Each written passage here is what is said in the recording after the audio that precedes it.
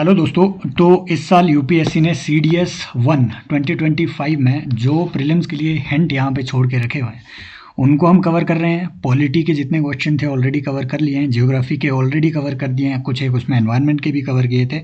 अब सबसे इम्पोर्टेंट चीज़ भाई साहब जो कि ठीक है, इकोनॉमी और रिलेटेड करंट अफेयर्स, ठीक है, उसके यहाँ पे क्वेश्चन देखेंगे। इकोनॉमी के ज़्यादा क्वेश्चन तो नहीं है, लेकिन जितने भी थे और जो अदर करंट अफेयर्स हैं जहाँ से पोटेंशियल क्वेश्चन बन सकता है उनको यहाँ पे कवर करेंगे। ये पूरा ठीक है CDS का क्वेश्चन पेपर है, आप डाउनलोड कर सकते हैं। मैं डायरेक्टली उसी से कर रहा हूँ, ठीक है, क्योंकि मुझे आजकल बहुत सारे सेशन लेने पड़ते हैं। दिन में 3-4 सेशन में डेली ले रहा हूँ, इसलिए PDF अलग से PPT बनाने की मेरे पास उतना टाइम नहीं था। तो ऐसे यहाँ पे डिस्कस करेंगे चीज़ों को। Consider the following statement with respect to the performance of merchandise export of India in financial year 2024। तो इस पे ये पूछ रहा है, देखिए, ठीक है, ये क्वेश्चन स्टेटमेंट आपसे क्या कह रहा है कि the share of capital goods such as machinery, equipment and other durable goods, ठीक है, other durable goods decreased substantially. अगला, share of consumer goods and intermediate goods increased. बहुत ध्यान से आप सुनिए, यहाँ से वो अगला सवाल आपसे ये भी बनाएगा कि कंज्यूमर ड्यूरेबल क्या होता है, कि इंटरमीडिएट गुड्स इनमें से कौन कौन सी गुड्स है। समझ रहे हो, इन सारे पॉइंट से भी आपसे वो सवाल बना सकते हैं। और ये तो जो है ना ट्रेड की परफॉर्मेंस है भाई साहब, हमारा ये PYQ रिसर्च प्रोग्राम चलता है और इसमें जितने भी इकोनॉमी के सेशंस हमने किए हैं, लगभग 20-25 इकोनॉमी के PYQ के थ्रू सेशन किए हुए हैं। उसमें एक्सप्लिसिटली, ये तो डायरेक्ट हिट है वहाँ से, ठीक है, एक्सप्लिसिटली हमने ये वहाँ पे डिस्कस किया हुआ था कि भाई साहब ऐसा क्वेश्चन वो आपसे पूछ सकते हैं कि कौन सी चीज़ का ट्रेड बढ़ा है, कौन सी चीज़ का ट्रेड घटा है। याद कीजिए, हमने ये बात देखी थी कि इलेक्ट्रॉनिक्स का जो हमारे एक्सपोर्ट है ये बहुत ज़्यादा बड़े हैं। डिफेंस के एक्सपोर्ट है ना, ये 4 गुना बड़े हैं। और ऐसी बड़ी सारी चीज़ें जो है, टॉयज़ के एक्सपोर्ट 79% उसमें इजाफा हुआ था जब से हमने चाइना के एक्सपोर्ट, है ना, जो चाइना से इंपोर्ट आ रहे थे टॉयज़ के, जब से हमने टॉयज़ को वहाँ पे बैन किया, हाँ, और उस पर हमने कस्टम ड्यूटी लगाई, तब से इंडियन टॉयज़ के एक्सपोर्ट भी बढ़े हैं, राइट। और किन किन चीज़ों के घटे हैं ये भी मैंने आपको बताया था। मैंने आपको बताया था कि अगर वो पूछे कि क्या हमारे जेम एंड ज्वेलरी के एक्सपोर्ट्स क्या ये बढ़े हैं आफ्टर 1990, नहीं, इनका शेयर घटा है। 22% के लगभग से ये घट के 11% के आसपास तक घटा है, मतलब नीचे की तरफ घटा है। Electronic goods, machine, manufacturing goods, इनका एक्सपोर्ट बढ़ा है। तो किसका घटा है किसका बढ़ा है ये ध्यान में रखना है। और ये पहली स्टेटमेंट तो आपको खुला हिंट है, ये कह रहा है कि share of capital goods such as machinery, equipment और अदर ड्यूरेबल गुड्स, मतलब इतनी सारी गुड्स का शेयर घट गया क्या सब्सटेंशियली, वो भी। ये बहुत एक्सट्रीम स्टेटमेंट तभी उसने दे के किया हुआ है। एक्चुअली घटा नहीं है, बढ़ा है। कैपिटल गुड्स के एक्सपोर्ट हमारे बढ़े हैं, मशीनरी गुड्स के एक्सपोर्ट हमने ऑन एन एवरेज बढ़ाए हैं अपने, ठीक है। तो ये बात आपको ध्यान में रखनी है। ड्यूरेबल गुड्स माने कि जिन गुड्स को 3 साल से ज़्यादा, जिन गुड्स को आप 3 साल से ज़्यादा उपयोग करते हैं, नॉर्मली उन गुड्स को ड्यूरेबल गुड्स कहते हैं, कंज्यूमर ड्यूरेबल्स, ठीक है। इंटरमीडिएट गुड्स कौन से गुड्स होते हैं, जिनका आप प्रोडक्शन में, इसी पे PYQ आया था पिछले साल, जिनका आप प्रोडक्शन के बीच में इस्तेमाल कर रहे हैं, ठीक है, they are your intermediate goods. For example, अगर आप रॉ मटेरियल ला रहे हैं, प्लास्टिक का फाइनल प्रोडक्ट, ठीक है, तैयार करने के लिए अगर आप रॉ मटेरियल प्लास्टिक कहीं से इंपोर्ट कर रहे हैं, that is your intermediate good. बीच में ही वो कंज्यूम हो जा रही है फाइनल प्रोडक्ट तैयार करते करते, राइट। तो इन इंटरमीडिएट गुड्स का शेयर है ना, ये बढ़ा है। तो ये जो है आपका 2 ओनली आपका इसमें, ठीक है, राइट आंसर हो जाएगा। डायरेक्टली यहाँ से हम ये चीज़ें देखेंगे कि एक्सपोर्ट जो है इंडिया के टोटल 6% बढ़े हैं। ध्यान से देखना, 2023 में सिमिलर नेचर का क्वेश्चन आया था। ये बात ध्यान में आप रख लो कि जो सर्विसेज एक्सपोर्ट है इसमें हमारा शेयर 4.3% हो गया है, इतना ज़्यादा। लेकिन जो हमारे गुड्स के एक्सपोर्ट हैं उसमें हमारा शेयर लगभग 2% के आसपास था। और ये 2023 का PYQ है, 2023 में डायरेक्ट ये क्वेश्चन पूछा हुआ था। External debt to GDP ratio हमारी लगभग 19% के आसपास है, इसीलिए स्टेबल माना जाता है इसे, बाकी कंट्रियों की तरह नहीं है। और इस external debt to GDP ratio में भी जो गवर्नमेंट डेट है वो सिर्फ 6% के आसपास है। और उस गवर्नमेंट डेट में भी लॉन्ग टर्म डेट ज़्यादा है, शॉर्ट टर्म डेट बहुत कम है। इसलिए हमारी external debt to GDP ratio को बहुत स्टेबल माना जाता है। टोटल एक्सपोर्ट, मर्चेंडाइज और सर्विसेज दोनों हमारे स्टेडिली बढ़े हैं। 6% का ग्रोथ इसमें देखने को मिला है, लगभग 6% का। ये आपको ध्यान में रखना है कि एक्सपोर्ट बढ़े हैं। तो क्या इंपोर्ट कम हुए? नहीं, इंपोर्ट भी बढ़े हैं, एक्सपोर्ट से ज़्यादा इंपोर्ट बढ़े हैं। समझ रहे हो, एक्सपोर्ट भी बढ़े हैं, इंपोर्ट भी बढ़े हैं, लगभग 6% के आसपास ये इंपोर्ट भी बढ़े हैं। और हमने पिछले साल यूएई के साथ एक कॉम्प्रिहेंसिव इकोनॉमिक पार्टनरशिप एग्रीमेंट भी किया था। इस साल हमने मॉरिशस के साथ किया हुआ है। तो ये चीज़ ध्यान में रखनी है, आपसे पूछ सकते हैं। क्लियर? तो ये बात थोड़ा ध्यान में रखनी है। डायरेक्टली मैंने पीआईबी के आर्टिकल से, जो इकोनॉमिक सर्वे से इंपॉर्टेंट चीज़ें थी, वो हमने यहाँ पे निकाली है। इंडिया का फॉरेन एक्सचेंज रिजर्व्स ये कितने बड़े हैं? फॉरेन एक्सचेंज रिजर्व बढ़े तो हैं, कितने बढ़े हैं? क्या ये लगातार बढ़े हैं? नहीं। 2023 में ये देखो 646 बिलियन के आसपास था, बिलियन डॉलर के आसपास। 2024 में कम आ गया 634। तो ये पहले बढ़े फिर घटे, अभी घटे हैं। ठीक है। और जो टोटल आपके आजकल एक्सपोर्ट, जो हमारे फॉरेक्स रिजर्व हैं, तो ये बात ध्यान में रखनी है कि टोटल एक्सटर्नल डेट को, लगभग 90% एक्सटर्नल डेट को ये कवर करती है। अगर बोले कि हमारे जो फॉरेक्स रिजर्व हैं वो टोटल एक्सटर्नल डेट से ज़्यादा हैं, तो नहीं, वो गलत स्टेटमेंट होगी। अगर बोले कि हमारा जो फॉरेक्स रिजर्व है वो टोटल गवर्नमेंट डेट से ज़्यादा है, तो वो स्टेटमेंट सही होगी, क्योंकि government debt total external government debt से ज़्यादा है, तो वो स्टेटमेंट सही होगी, क्योंकि एक्सटर्नल गवर्नमेंट डेट हमारे टोटल एक्सटर्नल डेट का सिर्फ और सिर्फ अराउंड, ठीक है, अराउंड 6% है। टोटल एक्सटर्नल डेट 19% के आसपास है, उसमें 6% का हिस्सा ही गवर्नमेंट डेट का है, तो ये उससे ज़्यादा कवर हो जाता है। ठीक है। तो ये बातें हमें थोड़ा ध्यान में रखनी है, यहाँ से एक अच्छा स्टेटमेंट बन सकता है। बाकी तो ये कि जो कंस्ट्रक्शन इक्विपमेंट वगैरह है, ठीक है, जो कैपिटल गुड्स रेवोल्यूशन इंडिया में हुआ है, ये बहुत इंपॉर्टेंट चीज़ है कि हमारे जो कैपिटल गुड एक्सपोर्ट हैं ये बढ़े हैं। ये देखिए, कैपिटल गुड एक्सपोर्ट जो है ये बढ़े हैं, ये ग्राफ है इसका, है ना। और कैपिटल गुड इंडस्ट्री, इंडिया की कैपिटल गुड्स, समझ रहे हो, मान लो machine production etcetera, heavy industry, heavy engineering export हमारे बड़े हैं। अगर ऐसे भी वो पूछे तो ये लगभग 2% ऑफ जीडीपी कंट्रीब्यूट करते हैं, जो भी हैवी इंजीनियरिंग प्रोडक्ट्स हैं, कैपिटल गुड्स के प्रोडक्ट्स। ये सब चीज़ें हम ऑलरेडी इस कोर्स में देख चुके हैं। आप जाकर के इसमें एनरोल कर सकते हैं, पीवाईक्यू रिसर्च प्रोग्राम जाकर के सारे पीवाईक्यू यहाँ प्रैक्टिस भी कर सकते हैं। ठीक है। तो मैंने ये समझा कि चलो इसका पूरा एक ब्रॉड फ्रेमवर्क, पूरा ब्रॉड ओवरव्यू ही लिए देते हैं कि कौन से एक्सपोर्ट हमारे बढ़े हैं, कौन से एक्सपोर्ट घटे हैं, क्योंकि इनमें से ही वो पूछेगा। पूछा भी इसीलिए है क्योंकि पीआईबी का एक अलग से इसमें आर्टिकल आया था। इसके बाहर हर चीज़ का आपको नॉलेज लेने की ज़रूरत नहीं है। फिर देखिए, प्रोजेक्ट नेक्सस पे सवाल पूछा हुआ है। देखिए, प्रोजेक्ट नेक्सस जो है ये क्या चीज़ है? It is an international agreement to enable labour movement. क्या ये लेबर मूवमेंट से रिलेटेड है? It is an international initiative to enable instant cross border retail payments. It is an international initiative to transfer technology between countries. It is an international agreement to create database on financial inclusion. ये दोनों जो है, देखिए, ये उनका एक है ना, यूपीएससी के ट्रैप गेम है। 2 सिमिलर ऑप्शन वो आपको डाल देंगे। अगर किसी को पता भी होगा कि प्रोजेक्ट नेक्सस क्या है और आरबीआई ने इसे ज्वाइन किया है, ठीक है, प्रोजेक्ट नेक्सस एक्चुअल में बैंक ऑफ इंटरनेशनल सेटलमेंट के द्वारा शुरू किया गया एक प्रोजेक्ट है। और इसमें मेनली 4 आसियान कंट्रीज, जिसमें मलेशिया, ठीक है, नॉट इंडोनेशिया, ध्यान में रखना है, इसमें आपका मलेशिया आता है, थाईलैंड आता है, सिंगापुर आता है और फिलीपींस आता है। ये 4 आसियान कंट्री प्लस इंडिया। अब क्योंकि इंडिया इसमें ज्वाइन किया है, तो इनके जो रिटेल पेमेंट सिस्टम है, जैसे इंडिया का यूपीआई हो गया, जो इंस्टेंट पेमेंट सिस्टम है, ठीक है, वो इंस्टेंट पेमेंट सिस्टम को कनेक्ट करने, उनको एक दूसरे से कनेक्ट करने, ताकि इंटरनेशनल रिटेल पेमेंट्स इंस्टेंट की जा सके, उसके लिए आरबीआई का ये इनिशिएटिव है। फिर से आ सकता है क्वेश्चन में। बैंक ऑफ इंटरनेशनल सेटलमेंट, ये ठीक है, ये बासेल स्विट्जरलैंड में इस्टेब्लिश्ड ये एक बैंक है। और मोर देन 63 इंटरनेशनल जो आपके जो सेंट्रल बैंक्स है, जैसे इंडिया का आरबीआई हो गया, उनके द्वारा शुरू किया गया ये एक इनिशिएटिव है, बैंक ऑफ इंटरनेशनल सेटलमेंट।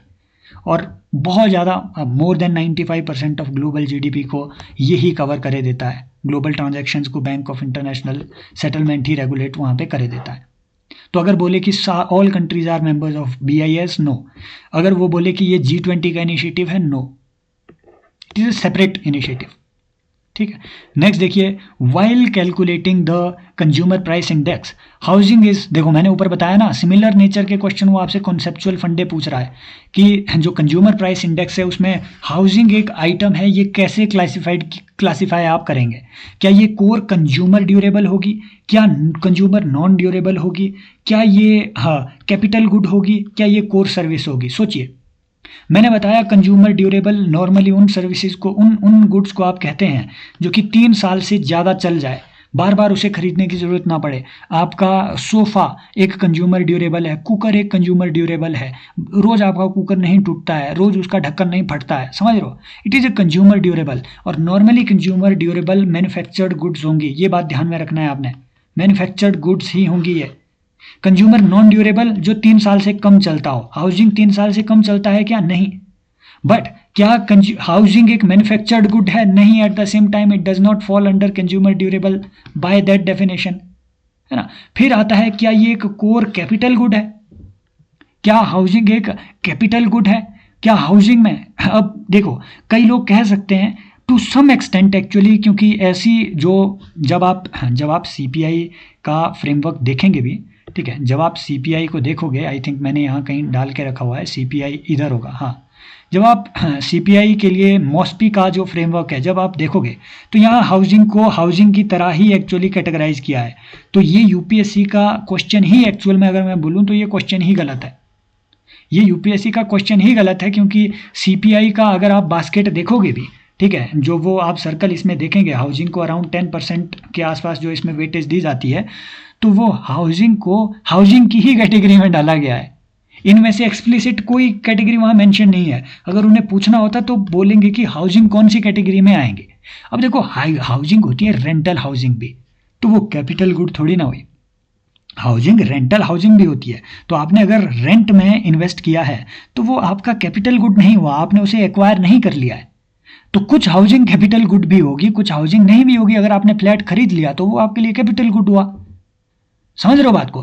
तो ये काफ़ी उसमें सिल्वर लाइनिंग में इसे कहूँगा, ये भी इसका आंसर मेरे नज़रिए में नहीं होगा। आंसर इसका कोर सर्विस ही होना चाहिए, क्योंकि हाउसिंग इज अ सर्विस, समझ रहे हो? Housing is a service. आप रेंटल अगर ले रहे हो तो आप एक सर्विस ले रहे हो, उसके लिए आप पे कर रहे हो और रेकरिंग पेमेंट हो रही है, तो वो आपकी जेब से रेवेन्यू एक्सपेंडिचर हुआ है, वो एक कोई कैपिटल इन्वेस्टमेंट नहीं है। अगर आप रेंट में हाउसिंग में रह रहे हैं, और मेजोरिटी हाउसिंग वैसी ही है, समझ रहे हो? तो ये बात इसमें थोड़ा मतलब इसमें थिन लाइन। अब देखो ये सवाल पूछा क्यों गया है, फ्यूचर का क्वेश्चन यहाँ से क्या बनेगा, ये बहुत इंपॉर्टेंट चीज़ है, बहुत इंपॉर्टेंट। क्यों? ये एक बहुत इंपॉर्टेंट चीज़ है, क्योंकि भैया न्यू CPI सीरीज, अब जो नई CPI सीरीज आएगी 2026 से, इसलिए ये क्वेश्चन था। इसमें रूरल हाउसिंग को भी काउंट किया जाएगा इन्फ्लेशन के लिए। जब आप देखेंगे CPI अभी के हिसाब से, CPI में हाउसिंग, ये देखो ये CPI इंडस्ट्रियल वर्कर है, इसमें हाउसिंग कैलकुलेट होती है। CPI है ना, CPI अर्बन नॉन मैनुअल जो आपके एम्प्लॉयज़ हैं उसमें हाउसिंग कैलकुलेट होती है। अर्बन में हाउसिंग, अर्बन हाउसिंग कैलकुलेट होती है। इंडस्ट्रियल वर्कर क्योंकि अर्बन एरिया में होते हैं तो उसमें हाउसिंग कैलकुलेट होती है। CPI एग्रीकल्चर लेबर जो आपका इशू करता है लेबर ब्यूरो, और CPI रूरल लेबर जो है ना, CPI RL जो इशू किया जाता है रूरल एरिया में, हाउसिंग उसमें कैलकुलेट नहीं होती है। हाउसिंग का इन्फ्लेशन देखा ही नहीं जाता है, क्योंकि अज्यूम कर लिया जाता है कि रूरल एरिया में रेंटल हाउसिंग नहीं चलती है, वो अपने डेरे बना करके रह रहे हैं। इसलिए आप देखेंगे है ना, CPI नॉर्मल CPI में लगभग 10% वेटेज हाउसिंग को है, इसमें 16% के आसपास है अर्बन नॉन मैनुअल एम्प्लॉयज़, जो कि हाँ ये मॉस्पी ही जारी करता है, ठीक है, हाँ CSO जारी करता है। और लेकिन जो CPI आपका हाँ ठीक है इंडस्ट्रियल वर्कर है, जिसको कि आपका हाँ जो लेबर ब्यूरो है वो जारी कर रहा है, वहाँ थोड़ी कम आ जाती है हाउसिंग की वेटेज।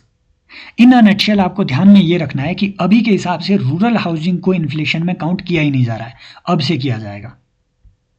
समझ रहे हो? तो ये बात थोड़ा ध्यान में रखनी है। यहाँ से फ्यूचर का क्वेश्चन बनता है भाई साहब, फ्यूचर का क्वेश्चन यहाँ से बनता है।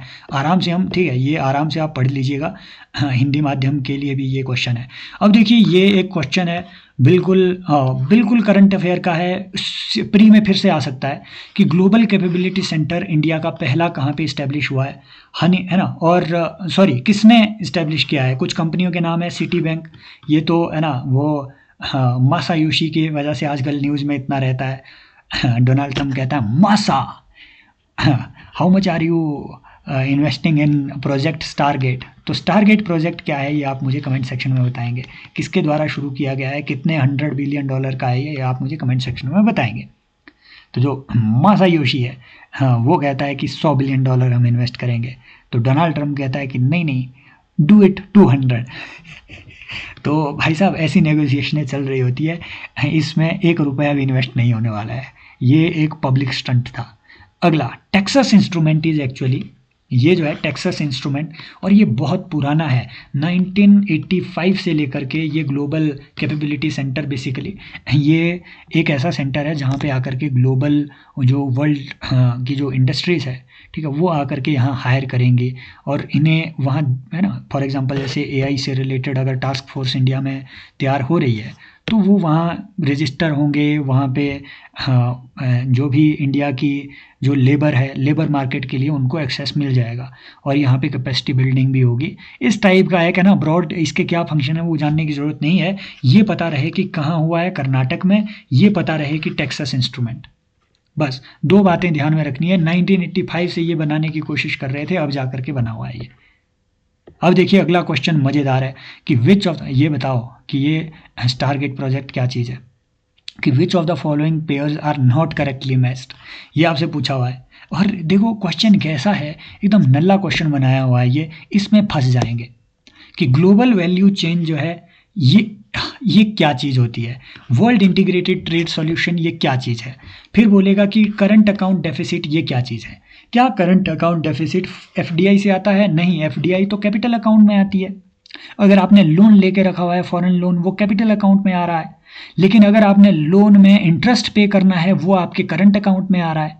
अगर आपने लोन दे के रखा हुआ है वो कैपिटल अकाउंट में आ रहा है क्योंकि आपने कैपिटल दी है। अगर आपको लोन में इंटरेस्ट फॉरेन से आ रहे हैं वो आपके करंट अकाउंट में आ रहा है। हाँ, वो ठीक है, वो आपका एक रेवेन्यू कंसिडर किया जाता है। समझ रहे हो बात को? तो अगर अगर हाँ, आपको रेमिटेंसेज आ रहे हैं, दैट मीन्स आपने लेबर एक्सपोर्ट किया है, तो रेमिटेंसेज आपके करंट अकाउंट में आ रहे हैं। अब करंट अकाउंट में दो चीज़ें आ सकती है आपकी, विजिबल्स और इनविजिबल्स। दैट मीन्स गुड्स में अगर आप ट्रेड कर रहे हैं करंट अकाउंट में आएगा, सर्विसेज में अगर ट्रेड कर रहे हैं, जो भी ट्रेड वाला अकाउंट होता है इंटरनेशनल अकाउंट, वो करंट अकाउंट में आता है। तो करंट अकाउंट डेफिसिट कैसे तैयार होता है? जब आपके गुड्स और सर्विसेज के export, total export, net export कम हो और नेट इंपोर्ट ज़्यादा हो जाए, तो उससे जो डेफिसिट बनता है वो करंट अकाउंट डेफिसिट होता है। इसको पूरा करता है ये आपका कैपिटल अकाउंट का जो भी आपका सरप्लस होगा। इसीलिए है ना, कैपिटल अकाउंट का सरप्लस माने, मान लो कोई है ना फॉरेन लोन आपने ले लिया, यहाँ मान लो 10 लाख का अगर आपको यहाँ डेफिसिट है, करंट अकाउंट डेफिसिट है, तो आप 10 लाख का फॉरेन मार्केट से लोन ले लेंगे, बॉन्ड इशू कर देंगे वहाँ पे, और वो बॉन्ड इसको सेटल करेगा फिर। इसीलिए जब आपसे पूछें कि करंट अकाउंट डेफिसिट और कैपिटल अकाउंट, करंट अकाउंट और कैपिटल अकाउंट दोनों को अगर जोड़ा जाए तो 0 आता है, 0 आता है। समझ रहे हो? तो ये एक दूसरे को न्यूट्रलाइज करते हैं। बस ये हो गया आपका गलत, क्योंकि करंट अकाउंट में फॉरेन डायरेक्ट इन्वेस्टमेंट नहीं आ रहा है, ये कैपिटल अकाउंट में आ रहा है, ये गलत है। ठीक है, 3 ओनली इज द रॉन्ग ही पूछा हुआ है। ग्लोबल वैल्यू चेन, बिल्कुल इंटरनेशनल प्रोडक्ट शेयरिंग वही होता है ग्लोबल वैल्यू चेन। दवाई इंडिया में बनी, चाइना में उसमें ठीक है, ऐसे बोलूँ कि बैन चाइना, है ना, नो चाइना, या फिर बैन चाइनीज़ प्रोडक्ट करके ये यूएस से चला रहा है, टी शर्ट इसके लिए चाइना बना रहा है और एक्सपोर्ट वो इंडिया के थ्रू हो रहे हैं। तो ये हो गया आपका वैल्यू चेन, है ना, जो डोनाल्ड ट्रम्प का मिशन आजकल चला हुआ है कि बैन करो चाइना के प्रोडक्ट, उसके लिए टी शर्टें चल रही है भाई जी, मागा के टी शर्ट बना कौन रहा है? चाइना। तो ये मज़ेदार चीज़ें चली हुई है। अब देखो क्वेश्चन वो यहाँ से बनाएगा, वर्ल्ड इंटीग्रेटेड ट्रेड सॉल्यूशन, ये प्लेटफॉर्म किसका है? क्या ये WTO का है? नो, ये प्लेटफॉर्म एक्चुअल में ये प्लेटफॉर्म वर्ल्ड बैंक का है। ठीक है, ये जो हाँ ये जो प्लेटफॉर्म है विट्स, ये वर्ल्ड बैंक का प्लेटफॉर्म है और इसमें UNCTAD है ना, UNSD, WTO एट्सेट्रा, ठीक है, ये सब मिल करके इसमें अपना कंट्रीब्यूशन देते हैं। बेसिकली ये एक डेटाबेस है, इंटीग्रेटेड ट्रेड सॉल्यूशन। यहाँ से भी वो आपसे सवाल बना सकता है, दैट्स इट, है ना, आगे जानने की कोई ज़रूरत नहीं है इसमें। नेक्स्ट, हाउ कैन करेंसी, देखो आ गया ना वही क्वेश्चन डायरेक्ट भाई, ये PYQ कोर्स से आ रहे हैं। इस PYQ कोर्स में हमने ये सब चीज़ें बहुत थॉरोली डिस्कस की। अगर आपकी इकोनॉमी में कोई प्रॉब्लम है, करंट अफेयर तो ठीक है वो साथ में इसमें कवर हो ही रहे हैं, कॉन्सेप्चुअल इकोनॉमिक्स में अगर आपकी प्रॉब्लम है तो एक बार जा करके इसे एनरोल कीजिए, है ना। करेंसी डेप्रिसिएशन आपके नेट एक्सपोर्ट बढ़ा देती है, कैसे? By reducing the export cost, by reducing the import prices. बताइए कैसे कैसे ये बढ़ाएगी? एक्चुअल में करेंसी जब आप डेप्रिशिएट करते हैं या फिर जब आपकी करेंसी डेप्रिसिएशन होती है या जब आप इंटेंशनली डीवैल्यूएट करते हैं, हम मान लीजिए आपकी करेंसी डेप्रिशिएट हो गई, अभी के हिसाब से $1 इज इक्वल टू 80 रुपीज़, है ना, ये डेप्रिशिएट होकर के हो गई $1 इक्वल टू 100 रुपीज़। पहले US में बैठा हुआ एक कंज्यूमर इंडिया से 80 रुपये की गुड्स खरीद पा रहा था $1 से, अब वही कंज्यूमर करेंसी डेप्रिशिएट होने की वजह से 100 रुपये की गुड्स खरीद पा रहा है। दैट मीन्स इंडिया की जो एक्सपोर्ट कॉस्ट है वो घट गई, ठीक है, इंटरनेशनल मार्केट में एक्सपोर्ट कॉस्ट घट गई। वही चीज़ अब, है ना, इंटरनेशनल मार्केट में सस्ती मिल रही है उनको, but at the same time इससे इम्पोर्ट प्राइसेस बढ़ जाते हैं। इम्पोर्ट प्राइसेस इससे बढ़ जाते हैं, हाउ? अभी देखिए, मान लीजिए $1 है ना, यहाँ पे 80 रुपये है। दैट मीन्स इंडियंस को अगर USA से इंपोर्ट करना है तो वो 80 रुपये दे करके $1 की चीज़ खा रहा है, वहाँ से $1 की गुड ले रहा है। अगर ये डेप्रिशिएट हो गया तो अब 100 रुपये देने पड़ेंगे। दैट मीन्स इम्पोर्ट प्राइसेस बढ़ते हैं, घटते नहीं हैं। इम्पोर्ट प्राइसेस बढ़ते हैं इसलिए इम्पोर्ट कम हो जाते हैं, एक्सपोर्ट प्राइसेस, है ना, एक्सपोर्ट प्राइसेस या एक्सपोर्ट कॉस्ट घटती है इसलिए एक्सपोर्ट बढ़ जाते हैं। लेकिन, है ना, देखो ये हुआ इसका आंसर 1 ओनली। लेकिन यहाँ से आगे अगर वो पूछे कि क्या इससे हमेशा, क्या डेप्रिसिएशन से हमेशा आपका करंट अकाउंट डेफिसिट, देखो डेप्रिसिएशन से एक्सपोर्ट बढ़ेंगे नो डाउट, एक्सपोर्ट चीप होंगे नो डाउट, बट क्या उससे हमेशा आपके नेट एक्सपोर्ट बढ़ेंगे? दैट मीन्स क्या उससे हमेशा आपका करंट अकाउंट डेफिसिट इंप्रूव होगा? No, that is not necessarily the case. क्यों? क्योंकि इन इकोनॉमी लाइक इंडिया आज के दौर में हम लगभग $80 बिलियन, जितना भी होगा लगभग $80 बिलियन का करंट अकाउंट डेफिसिट लेकर के चल रहे होते हैं, समझ लो। तो जितने हमारे एक्सपोर्ट बढ़ेंगे वो तो बढ़ेंगे, चलो थोड़ा एक्सपोर्ट बढ़ेंगे, उससे ज़्यादा हमारी इंपोर्ट की कॉस्ट बढ़ जाएगी क्योंकि हमें ऑयल लेना ही लेना है। तो पहले अगर हम 100 रुपये में $1 का ऑयल ले रहे थे, अब हमें 120 रुपया देना पड़ रहा है उसी ऑयल को ख़रीदने के लिए।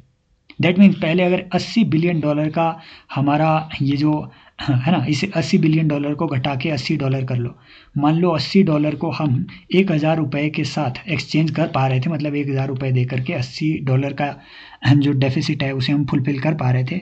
अब हमें उसके लिए 1500 रुपये देने पड़ रहे हैं, समझ रहे हो बात को? अब हमें इतना देना पड़ रहा है। तो इंडिया जैसी कंट्री में ज़रूरी नहीं है कि जो करेंसी डेप्रिसिएशन है वो हर बार नेट एक्सपोर्ट बढ़ाए ही बढ़ाए। एक्सपोर्ट बढ़ेंगे लेकिन ज़रूरी नहीं है कि नेट एक्सपोर्ट बढ़े ही बढ़े। अगर वो बोले कि नेसेसरली होगा तो नो, सॉरी। क्यों? क्योंकि आपका डेफिसिट ज़्यादा है, वो उन कंट्री के लिए ज़्यादा होता है, बेटर है चाइना जैसी जो कि एक्सपोर्ट ज़्यादा कर रही है, डेफिसिट उनका कम हो। फिर देखिए यहाँ अगला क्वेश्चन, ये आपके, अरे क्या क्वेश्चन है ये, देखो CPI पे फिर से क्वेश्चन है। CPI और WPI के बारे में हम 8-10 बार पढ़ चुके हैं। एक बार आप जा करके इस सेशन को, है ना, यहाँ पे सेशंस अटेंड कर लो भाई, इतने बार इतना ये सब चीज़ें हम ऑलरेडी पढ़ चुके हैं CPI WPI पे, तो मैं एक्सप्लेन नहीं करूँगा उसे। तो हम बोल रहा है कि कोर इन्फ्लेशन क्या चीज़ होती है? क्या CPI headline inflation minus all non food items, क्या WPI minus non food items, है ना। अच्छा, नॉन फूड आइटम लिख दिया इसमें, एक्चुअल में नॉन फूड आइटम तो स्टेबल होती है, यहीं से कट गया ये, नॉन फूड आइटम माइनस लिखा है ना, हटाओ इसे। CPI headline inflation minus food and energy items, ये होता है। सीपीआई कोर का मतलब क्या होता है? कोर इन्फ्लेशन का मतलब होता है कि जो जो जो कोर है एक्चुअल में, है ना, जो स्टेबल इन्फ्लेशन है उसे कहते हैं कोर इन्फ्लेशन। स्टेबल इन्फ्लेशन कौन सा इन्फ्लेशन होगा? उन गुड्स में जिनके प्राइसेस बहुत स्टेबल होंगे। प्राइसेस किन गुड्स के अनस्टेबल है वो हटाने पड़ेंगे इससे। खाने के प्राइसेस बहुत अनस्टेबल होते हैं, क्योंकि कभी बरसात अच्छी होगी तो फसल अच्छी आएगी, कभी नहीं होगी तो फसल नहीं अच्छी आएगी। दैट मीन्स टमाटर के प्राइसेस देखो, कभी 20 रुपये होते हैं, कभी 100 रुपये होते हैं, कभी 120 रुपये होता है, तो फिर प्याज का माला डालनी पड़ती है, समझ रहे हो? तो ये एनर्जी के प्राइसेस बहुत बहुत वेरी करते हैं। क्यों? इंटरनेशनल मार्केट पे डिपेंड करता है। कभी ओपेक अपना प्राइस बढ़ा देता है, कभी एशियन प्रीमियम बढ़ा देगा वो। बताओ मुझे कमेंट सेक्शन में एशियन प्रीमियम क्या होता है, कमेंट सेक्शन में बताओ। कार्टेलाइजेशन की प्रैक्टिस होती है, तो जो फ्यूल के प्राइसेस है वो भी बहुत घटते बढ़ते रहते हैं। तो फूड और एनर्जी आइटम को हटा करके जो कोर निकलेगा वो सीपीआई कोर होगा, है ना। जूते के प्राइसेस इतने जल्दी नहीं बढ़ते, कपड़े के प्राइसेस इतने जल्दी नहीं बढ़ते हैं, कंज्यूमर ड्यूरेबल्स के प्राइसेस इतने जल्दी नहीं बढ़ते हैं। सोफा एकदम से 40 लाख का नहीं हो जाएगा आपका 40,000 से, समझ रहे हो? तो वो हुआ आपका। मुझे कमेंट सेक्शन में बताइए कि सीपीआई आईडब्ल्यू कौन बनाता है, कौन उसे पब्लिश करता है। अभी मैंने ऊपर बताया, है ना। सीपीआई रूरल लेबरर, ये कौन पब्लिश, मुझे ये बता दो, इज्जत देकर मुझे ये बता दो कि मनरेगा के जो, ठीक है, जो जो वेजेस हैं वो कौन से सीपीआई पर बेस किए जाते हैं, मुझे ये बता दो आप, ठीक है। जो मिनिमम वेजेस इंडिया में है, एमजी नरेगा खैर छोड़िए, जो आपके मिनिमम वेजेस इंडिया में डिसाइड किए जाते हैं वो कौन से सीपीआई के बेसिस पे, और जो डियरनेस अलाउंसेस इंडिया में डिसाइड किए जाते हैं कौन सी सीपीआई के बेसिस पे। फिर ये भी जा करके देखना, मुझे ये बताना कि इंडेक्स ऑफ इंडस्ट्रियल प्रोडक्शन और, है ना, और जो इंडेक्स ऑफ 8 कोर इंडस्ट्रीज है, इनमें से सीएसओ किसको पब्लिश करता है और डीपीआईआईटी किसको पब्लिश करता है। क्या डब्ल्यूपीआई में सर्विसेज आ रही है, नहीं आ रही है, बताओ। कमेंट सेक्शन में पार्टिसिपेट करो, करके दिखाओ, ये बताओ। यहां से सवाल बनाएगा वो। In alignment with the guidelines of NEP, देखो एनईपी पे अब सवाल आ रहे हैं, 2025 है ना, 2020 का क्वेश्चन है, अब आ रहा है। पोषण भी पढ़ाई भी करके एक कोई नई स्कीम लॉन्च हुई है, बताओ ये किसके अंडर लॉन्च हुई है। क्या ये हिंट, देखो पोषण भी पढ़ाई भी, किसका पोषण किया जा रहा है? सोचो, है ना, सोचो। पोषण अभियान किसके लिए चलाया है? महिलाओं के लिए और बच्चों के लिए। टीचर सांड बने पड़े हैं इंडिया में, इनको पोषण देंगे क्या आप लोग? 80,000 रुपया सैलरी इनकी चल रही है, कुपोषित होंगे क्या ये? तो इंटीग्रेटेड टीचर ट्रेनिंग प्रोग्राम में आएगा क्या ये? इसमें आएगा क्या ये? नहीं। पॉसिबिलिटी है इसमें आ जाए, तुक्का लगाना ही है अगर आपको। फिर देखो समग्र शिक्षा अभियान, पॉसिबिलिटी है इसमें भी आ जाए, क्योंकि मिड डे मील इसी में आपका आता है। विद्या प्रवेश, ये एक ऐसा इनिशिएटिव है जो कि जो आपके, ठीक है, जो हाँ इनिशियल ईयर्स में जो जो फर्स्ट, है ना, फर्स्ट स्टैंडर्ड में, फर्स्ट क्लास में जो बच्चा आया ही हुआ है, तो उसके इनिशियल 3 महीने में उसको एक तरीके से तैयार करना, मेंटली प्रिपेयर करना, उसका कॉग्निटिव डेवलपमेंट करवाना कि वो आगे की शिक्षा ले पाए। तो वो 3 महीने की प्रिपरेटरी स्टेज, वो है विद्या प्रवेश। Answer is early childhood care and education. Article 45 आपको याद आ जाना चाहिए, है ना। इससे आपको इससे 86th कॉन्स्टिट्यूशन अमेंडमेंट एक्ट याद आ जाना चाहिए, समझ रहे हो। ये सब चीज़ें याद आ जानी चाहिए। नहीं आ रही है तो जा करके पॉलिटी थ्रू कॉन्स्टिट्यूशन सीरीज़ देखो, यहीं यूट्यूब में भाई, हाँ गोल्ड माइन है, मैंने बहुत मेहनत से और चाव से वो तैयार की हुई है, जा करके एक बार देखिए वो।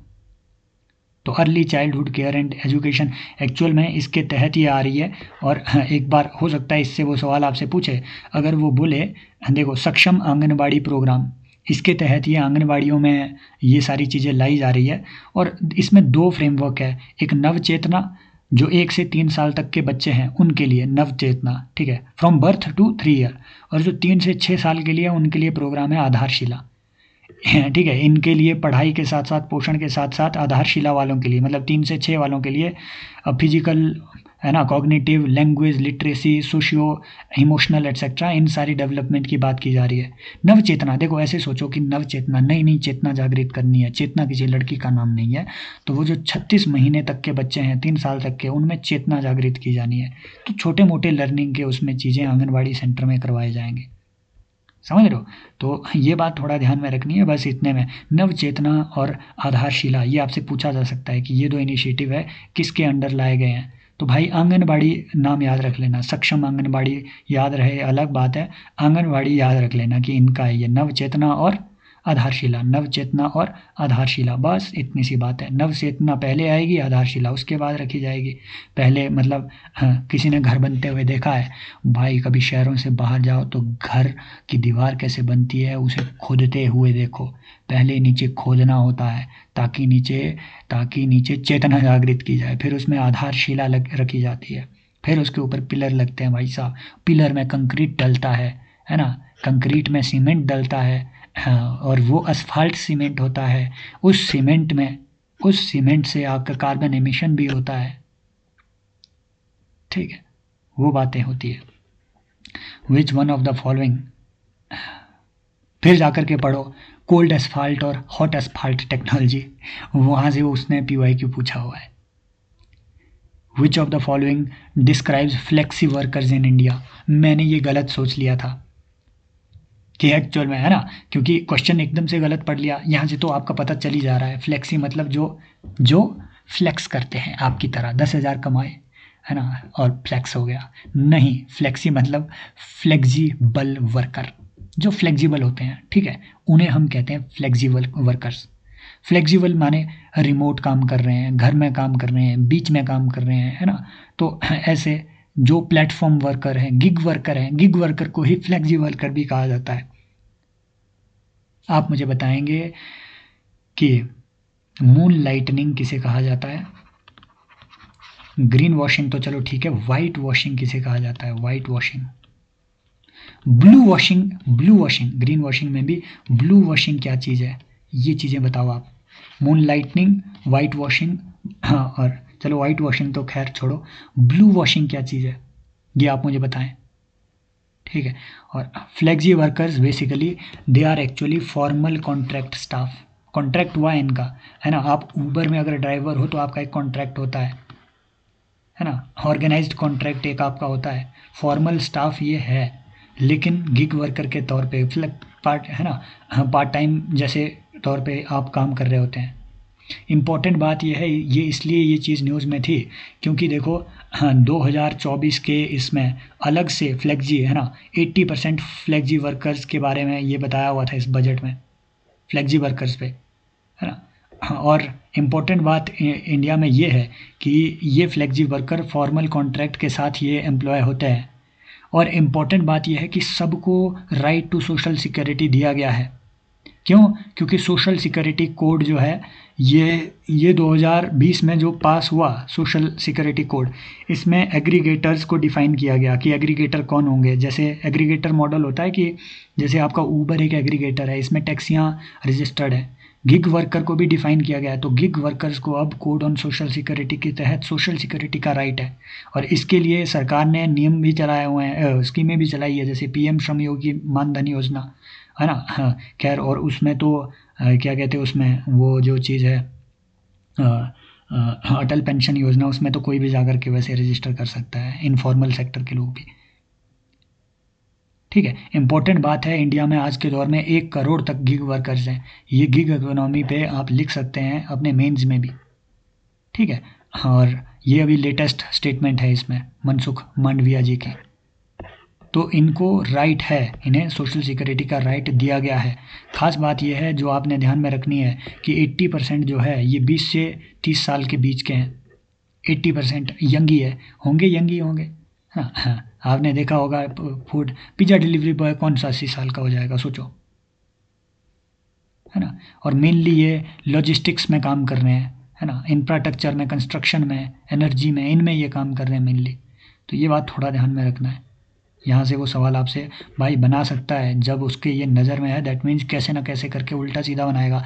वो पूछेगा इंडिया में कितने गिग वर्कर हैं, वो पूछेगा कि इंडिया में फॉर्मल एम्प्लॉय से ज़्यादा गिग एम्प्लॉय है क्या, है ना। फॉर्मल एम्प्लॉयज़ तो भाई इंडिया में फॉर्मल जो आपके एम्प्लॉयज़ हैं जो ऑर्गेनाइज सेक्टर में है वो 8% ही है, 92% अनऑर्गेनाइज्ड लेबर फोर्स है इंडिया में। तो अगर वो बोले कि गिग वर्कर ऑर्गेनाइज सेक्टर में हैं सारे या फ्लेक्सी वर्कर सारे ऑर्गेनाइज सेक्टर में हैं, नहीं, आते ही अनऑर्गेनाइज्ड सेक्टर में है लेकिन कॉन्ट्रैक्ट के तहत है ये, ठीक है। अब ये ऑर्गेनाइज्ड अनऑर्गेनाइज्ड का क्या फंडा है, ऑर्गेनाइज सेक्टर उन्हें माना जाता है जिनमें 10 से ज़्यादा एम्प्लॉय हो, वो ऑर्गेनाइज सेक्टर में कंसिडर किए जाते हैं, इससे कम हो तो unorganised. Next, which of the following is an integrated teacher training programme. देखो उसी से फिर से वो सवाल पूछ लिया, यहाँ से सीधा एक एमसीक्यू बन सकता है आपको। विद्या प्रवेश, अभी बताया ना मैंने क्या है ये विद्या प्रवेश, स्वयं ऑप्शन वो डाल रहा है आपको एक ही जगह से। भाई ये सारे क्वेश्चन इसने एक जगह से बनाए हैं। देखो सीपीआई पे 2 क्वेश्चन आए हुए हैं, इस पे 2 क्वेश्चन आ गए हैं, कोई एक पीआईबी का आर्टिकल इसने उठाया, 2 क्वेश्चन बना दिए, जल्दी से बनाओ क्योंकि इनको खिचड़ी भी खानी है, बीवी ने खिचड़ी बनाई होगी शाम को, है ना, कौन नहीं खाएगा सोचो, है ना। जाकर के एग्जामिनर मजे करेगा, क्वेश्चन का क्वेश्चन बन गया, तुम अलग से खजल हो गए, दे दिया नीचे, उसने अपना फेंक दिया, आंसर वो खुद डिसाइड करेगा, लगाओ जरा गोला। तो विद्या प्रवेश तो मैंने बताया फर्स्ट क्लास में जो पहले ठीक है एंटर हो रहा है उसको 3 महीने की प्रिपरेटरी स्टेज में डालना विद्या प्रवेश है। निष्ठा ये है टीचर ट्रेनिंग का प्रोग्राम एक्चुअली, निष्ठा, है ना, यहाँ से ही पता चल जाता है। हाँ ये टीचर ट्रेनिंग का है ना जो प्रोग्राम है, ये निष्ठा, निष्ठा यहीं से आपको ध्यान में रखना है। कॉम्प्रिहेंसिव टीचर, ऐसा ही एक प्रोग्राम है स्टार्स, स्टार्स इसको वर्ल्ड बैंक फंड कर रहा है और ये सिर्फ 6 स्टेट्स में है। आई थिंक ये हिमाचल प्रदेश में है चला हुआ, ये हाँ, कर्नाटक वगैरह, महाराष्ट्र वगैरह 6 स्टेट्स में ही है। ध्यान से ये बात रखनी है। स्टार्स ये भी टीचर ट्रेनिंग के लिए और टीचर की कैपेबिलिटी, हाँ, कैपेसिटी बिल्डिंग के लिए ये प्रोग्राम चलाया गया, स्टार्स प्रोजेक्ट। वर्ल्ड बैंक इसको फंडिंग दे रहा है। अब ये विद्यांजलि क्या चीज़ है, नाम से ही पता चल रहा है, जैसे श्रद्धांजलि हम देते हैं ना, वैसे विद्यांजलि, विद्या किसी को दे देना अपनी अंजलि से, विद्यांजलि। अंजलि लड़की का नाम नहीं होता है, अंजलि क्या होता है बताओ हिंदी मीडियम हाथ में। तो विद्यांजलि ये चीज़ है, कहाँ गई विद्यांजलि, ये है विद्यांजलि, ये है विद्यांजलि, ठीक है। मिनिस्ट्री ऑफ एजुकेशन का ये एक इनिशिएटिव है कि भैया जो भी आपके बड़े बड़े लोग हैं जो एलुमनाई पास आउट हुए हैं वो सब एलुमनाई वगैरह बाकी कुछ ना करे, आए और है ना अपना जो भी ज्ञान उन्होंने अर्जित किया है वो वहाँ पे दे। ये हुआ आपका विद्यांजलि इनिशिएटिव, बस, है ना, ज्ञान शेयर करना वॉलेंट्री बेसिस पे। अब ये दीक्षा क्या है, दीक्षा एक ऐप है एक्चुअल में, दीक्षा ऐप है ना, दीक्षा देना किसी को। आई गोट दीक्षा एक प्लेटफॉर्म है, वो गवर्नमेंट एम्प्लॉयज़ के लिए है। ऐसे ही आई गॉट दीक्षा पे ही उस टाइम जब कोविड हुआ था तो कोविड में वॉलंटियर ट्रेनिंग के लिए दीक्षा पे प्रोग्राम चलाया गया। दीक्षा पे ठीक है मैसिव जो इस तरीके के ओपन लर्निंग वीडियोज़ हैं वो वहाँ पे पाए जा रहे हैं। आप जाकर के वहाँ पे 8th क्लास का हो, 9th क्लास का हो, 10th क्लास का हो, वीडियोज़ वहाँ फ्री में देख सकते हैं। ऐसे ही उन्होंने पिछले साल स्वयं इनिशिएटिव पे पूछ लिया था कि स्वयं के बारे में कंसिडर द फॉलोइंग स्टेटमेंट, क्या इसमें हाइब्रिड टाइप की क्लासेज है, नहीं, स्वयं में सिर्फ ऑनलाइन क्लासेज है, दीक्षा में सिर्फ ऑनलाइन क्लासेज है। विद्यांजलि एक हाइब्रिड इनिशिएटिव है ना, वो वहाँ जा भी सकते हैं अपना कंटेंट देने फिजिकली और नहीं भी जा सकते हैं। कौन एलुमनाई मैं वो इतना बोलता हूँ कि कंफ्यूज हो जाएगा आदमी। हो गया बस इतना ही, और क्या बच गया इसमें। इकोनॉमी के भाई साहब यही क्वेश्चन थे, इतने में कंक्लूड हो जाएगा। इसका पीडीएफ वीडीएफ कुछ नहीं मिलने वाला क्योंकि मैंने बनाया ही नहीं है। डायरेक्ट आपको है ना यहाँ से, हाँ, डायरेक्ट प्रसारण यहाँ पे चला हुआ था। ये गवर्नमेंट की ही वेबसाइट्स थी, जा करके एक बार देख लेना। कुछ अगर बच गया हो, ये देखो पीआईबी वगैरह में ये मनसुख मांडविया जी के, चलो ये सब चीज़ें हम ऑलरेडी देख चुके हैं। तो जितना भी हमने यहाँ कवर किया भाई बहुत ज़रूरी है, यहाँ से 1-2 क्वेश्चन आपका बनेगा ज़रूर। शेयर कर दीजिए अगर आपको लगता है ये सेशन आपके प्रिपरेशन में हेल्प कर पा रहे हैं और मैं चीज़ों को अच्छे से ठीक है आगे कर पा रहा हूँ, तो आप जो है शेयर ज़रूर कीजिए अपने दोस्तों के साथ, ठीक है। अपना फीडबैक ज़रूर दीजिए कमेंट सेक्शन में जहाँ भी हो। और अगर आपको कोर्स में एनरोल करना है तो अभी भी बहुत दिन है, अगर आप इवन प्रीलिम से 10 दिन पहले भी मुझे देख रहे हैं तो इस कोर्स में एनरोल कर लीजिए। मोर देन 70 आवर्स का इसमें आपको कंटेंट मिलेगा। ऐसे ही PYQs को ऑप्शन लेवल एनालिसिस इसमें किया गया है ना। जाना कहाँ है, civilspot.in पे आपने जाना है, मेरा ही प्लेटफॉर्म है, यहाँ पे चल करके आपने एनरोल कर देना है बस। इसके अलावा आपको और कुछ नहीं करना है, ठीक है। ये एनरोल करके आपको ऐसा इसमें डैशबोर्ड यहाँ पे प्लेटफॉर्म आपको दिख जाएगा इसमें हो, ठीक है। खैर मुझे यहाँ से लॉगिन करना पड़ेगा, आपको बस यहाँ गूगल लॉगिन करना है और पूरा प्लेटफॉर्म आपको इसमें दिख जाएगा, ठीक है। तो thank you so much, take care, bye bye, as always love you all. और जो कोर्स के स्टूडेंट्स हैं उनको अगला सेशन अभी 1-2 घंटे बाद, ठीक है, वहाँ पे भी अपलोड हो जाएगा। आजकल मुझे 3-4 सेशन डेली लेने पड़ रहे हैं। तो टेक केयर, बाय बाय।